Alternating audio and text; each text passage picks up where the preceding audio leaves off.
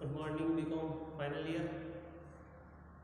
ये तुम्हारी first class है इस सेशन की, जिसमें हम फर्स्ट डिस्कस करेंगे जीएसटी क्या होती है, कब उसे इंडिया में लागू किया गया, ठीक है। और कुछ इंपॉर्टेंट डेफिनेशंस के बारे में पढ़ेंगे कि क्या क्या डेफिनेशन जीएसटी में हमें दी हुई है। ओके, तो पहले बात करते हैं जीएसटी होती क्या है। गुड्स एंड सर्विस टैक्स, यानी कि एक तरह से कह सकते हैं कॉमन टैक्स है कि सारे के सारे पूरे के पूरे सारे स्टेट्स जितने भी इंडिया में उन सब पर एक ही टैक्स एप्लीकेबल होगा, वो कौन सा होगा, जीएसटी। इसे अपन ये भी कह सकते हैं कि एक तरह से इनडायरेक्ट टैक्स है। जैसे पहले तुम्हारा क्या होता था, सेल्स टैक्स होता था, एक्सपोर्ट ड्यूटी, इंपोर्ट ड्यूटी, इन सबको अगर कंबाइन करके एक ही टैक्स बना दिया, वो बना था GST, goods and service tax. Okay, अब देखो फ्रांस वो ऐसी कंट्री है जिसने फर्स्ट टाइम जीएसटी को इंट्रोड्यूस किया 1954। ओके, फ्रांस ने फर्स्ट टाइम जीएसटी को इंट्रोड्यूस किया 1954 में। अब जिसके बाद बहुत सारे कनाडा ने लिया था, उसके बाद बहुत सारे कंट्रीज ने क्या जीएसटी एक्सेप्ट की थी।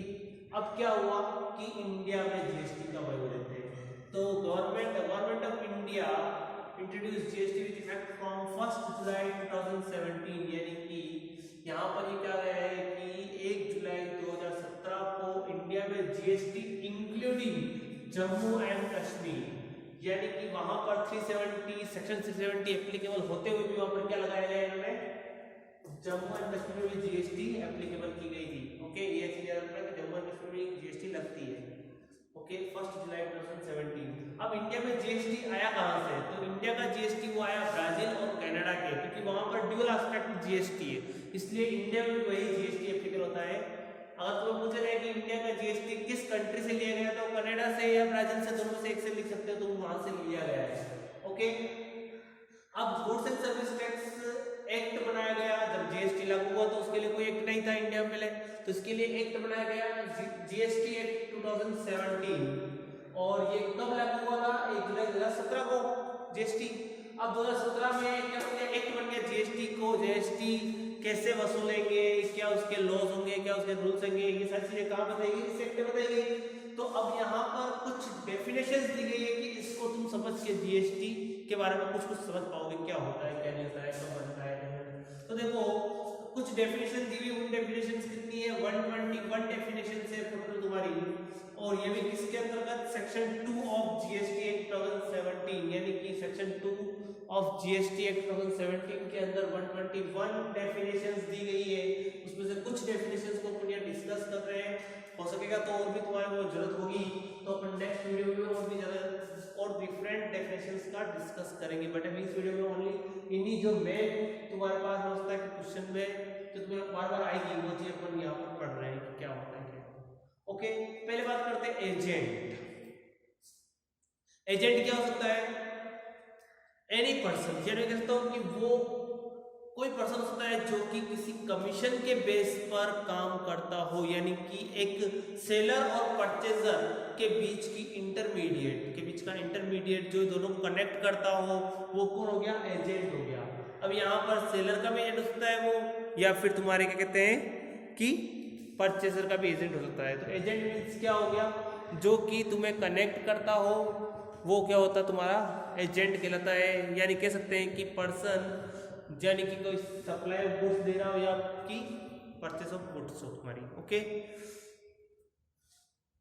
यानी कि एक तरह से ये भी कह सकते हैं कि किसी अनदर पर्सन के बिहाफ पर, यानी कि कोई पर्सन है जो कि चाइना में रहता है, ठीक है, उसने अपना एक एजेंट बना रखा इंडिया में कि तुम मेरा बिजनेस यहाँ से क्या करोगे, यहाँ से या इंडिया में मेरे आइटम्स को, मेरे गुड्स को क्या करोगे, सेल करोगे। तो बिजनेस ऑपरेट कौन कर रहा है, चाइना में, बट यहाँ पर उसने क्या किया, अपना एक एजेंट रिक्रूट कर दिया। तो एजेंट क्या कर रहा है, तुम्हें गुड्स सेंड कर रहा है, तो यानी कि वो क्या हो गया तुम्हारे लिए एजेंट। उसको इस बेस पे क्या मिलता है, कमीशन या फिर होता है कि सैलरी कुछ भी ना हो, तो वो क्या कहलाएगा, एजेंट, यानी कि थर्ड पर्सन से कहते हैं। अगला हो गया aggregate turnover. Aggregate turnover means क्या होता है कि ऑल वैल्यू ऑफ टर्नओवर, यानी कहते हैं कि जितना भी तुमने सेल्स किया है विद इन अ ईयर, वो सारी तुम्हारी क्या होती है, एग्रीगेट टर्नओवर होता है। अब यहाँ पर मैं कहता हूँ कि एग्जेम्प्टेड सेल हो, यानी कि जो टैक्स फ्री हो, या फिर तुमने एक्सपोर्ट की हो, या फिर तुमने किसी को ऐसे गिफ्ट दी हो, कुछ भी हो सकता है, सैंपल में रुपये बांटी, वो सारी क्या तुम्हारी टर्नओवर में ऐड होता है।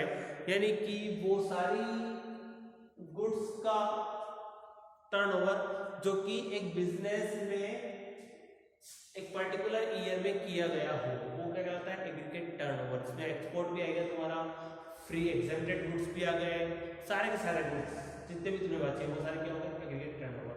असेसमेंट मींस की कैलकुलेशंस ऑफ टैक्स लायबिलिटी। क्या होता है असेसमेंट मींस की? Calculation of tax liability. यानी मैं कहता हूं ना इनकम टैक्स में पढ़ा था assessment year, assessment, SSC.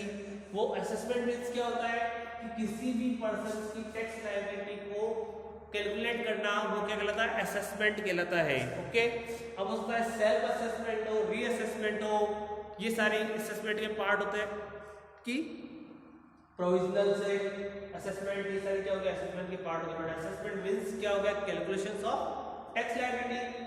Business की बात करते हैं तो बिजनेस मींस की एनी ट्रेड और कॉमर्स विद इन या फिर आउटसाइड ऑफ स्टेट, कंट्री, कुछ भी होता है। तो यानी बिजनेस मींस क्या हो गया? यानी कि वो सारी प्रोसेस जो किसी गुड्स को खरीदने और बेचने से रिलेटेड हो, उसे क्या मानता हूं मैं? बिजनेस मानता हूं। यानी कि एक ऑर्गेनाइजेशन से जिसका काम ये है कि कुछ गुड्स को खरीदना और उससे बना करके किसी और को बेचना, तो मेरा क्या है? बिजनेस है, प्रॉफिट अर्न करना है। तो यानी कि जहां पर प्रॉफिट की बात आएगी, प्रॉफिट अर्निंग हो, वहां पर तुम कह सकते हो कि ये तुम्हारा क्या है? बिजनेस है। ओके, अगली बात करते हैं तुम्हारे पास में क्या है? कैजुअल टैक्सेबल पर्सन, यानी कि माना हुआ करदाता। क्या हो गया? माना हुआ। जैसे अपन ने मान लिया कि यही कर देगा। जैसे सपोज तुम्हारा यहाँ पर कोई, तुम्हें कह सकते हैं कि वो पर्सन जो कि ओकेजनली हो सकता है। ओकेजनली यानी कि सपोज तुम्हारा एजेंट क्या हुआ? माना हुआ करदाता है। इंडिया में तुम्हारा एजेंट, चाइना का एजेंट इंडिया में वर्क कर रहा है, तो इंडियन गवर्नमेंट चाइना वाले के पास नहीं जाएगी, वो किसको पकड़ेगी? तुम्हारे एजेंट को, जो तुमसे, जो तुम्हारा बिजनेस इंडिया में रन कर रहा है, वो क्या हुआ? माना हुआ करदाता। यानी कि एक माइनर चाइल्ड के लिए उसके पेरेंट्स, वो कौन हुए? माना हुआ करदाता है, कैजुअल टैक्सेबल पर्सन। क्योंकि ये माइनर चाइल्ड को इंडियन गवर्नमेंट ने पकड़ी, वो किसे पकड़ेगी? उसके पेरेंट्स को पकड़ेगी। तुम्हारा पेरेंट्स से तुम्हारा चाइल्ड है, तुम्हें क्या करना? उसका तुम्हें टैक्स तुम दोगे। यानी एजेंट कह सकते हैं या फिर जो भी। ओके, अगर होता है common portal. Common portal means की जीएसटी का एक कॉमन पोर्टल है जो कि सबके लिए यूजफुल है, वहां पर पूरी जीएसटी बता देती है। तो यही चीज बताया गया कि इलेक्ट्रॉनिक कॉमन पोर्टल को ही क्या बोला गया? इसमें कॉमन पोर्टल है जो कि जीएसटी का पोर्टल होता है, जीएसटी की वेबसाइट, और वो क्या है? Common portal. वहां पर तुम टैक्स फिल कर सकते हो, रिफंड ले सकते हो, ये सब चीज क्या होगी? तुम्हारी कॉमन पोर्टल पे होती है। Composite supply.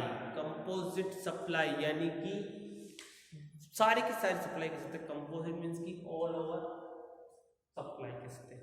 कंपोजिट मींस क्या हुआ? कि तुम्हारी हो सकती है कि रिसिप्ट एंड पेमेंट। ठीक है, यानी कि मैं कहता हूं कि कंपोजिट सप्लाई मींस क्या हुआ? कि सारी की सारी सप्लाई कंपोजिट सप्लाई। ओके, अगला क्या हो गया? Exempt supply. Exempt supply means क्या हुआ? जो टैक्स फ्री है, जो क्या है? टैक्स फ्री है, वो क्या कहलाती है? Exempt supply.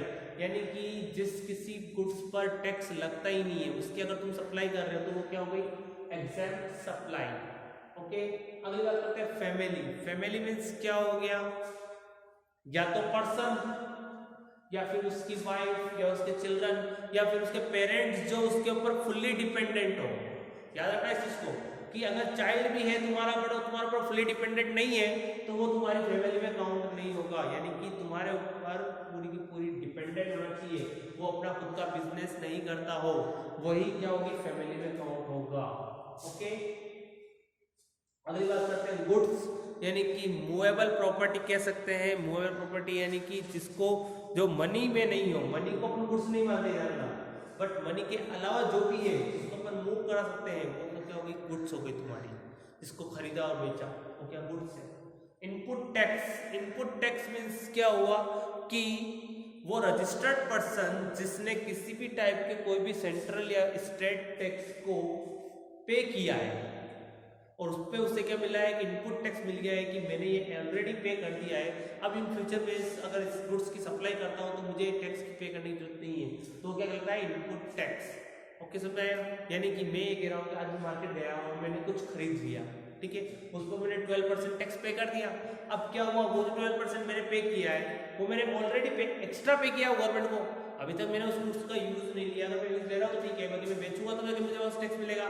तो ये क्या हो गया मेरे लिए इनपुट टैक्स, यानी कि मैंने पहले इस टैक्स को पे कर दिया है। अब मुझे अगर गवर्नमेंट जो मेरे कस्टमर होगा उससे जो रिसीव होगा उसको मुझे गवर्नमेंट को पे करने की जरूरत नहीं है। मैं कौन सा गवर्नमेंट को पे करूंगा, बस जो उसका डिफरेंस होगा जो मैंने रिसीव किया है और जो मैंने पे किया है उन दोनों के बीच का डिफरेंस जो होगा वो मुझे गवर्नमेंट को पे करना, एक्स्ट्रा पे नहीं करना है।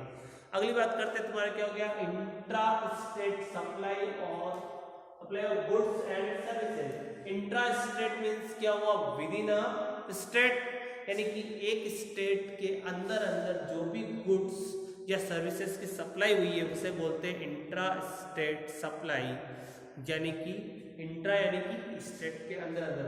अगर ये इंटर स्टेट होता तो क्या हो जाता, एक स्टेट टू अनदर स्टेट। अगर ओके समझ आया, इंटर स्टेट नहीं है, इंट्रा स्टेट है। इंट्रा मींस की अंदर और इंटर मींस की बाहर। ओके, अगली बात करते हैं लोकल अथॉरिटी।